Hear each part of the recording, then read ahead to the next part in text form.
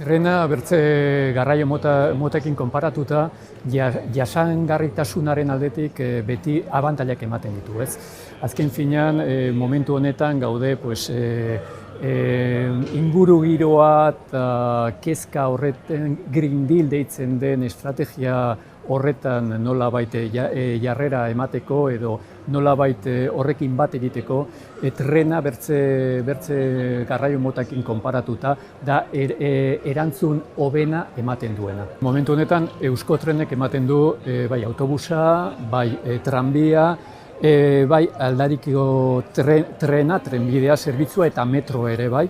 Orduan nolabait guk betetzen dugu nolabait garraio mota guztiek Euskadi mailan, ez? Eta gure helburua da gure kuota igotzea.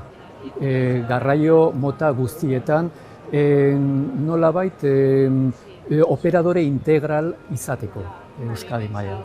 Intercitya da abiadura handiko trenbide berria erabiltzea zerkaniaz deitzen den zerbitzuak eskaintzeko, ez? Azken finean, hiriburu batetik bertzera mugitzeko ordu erdi luze bat bidaia eskaini ahal izateko.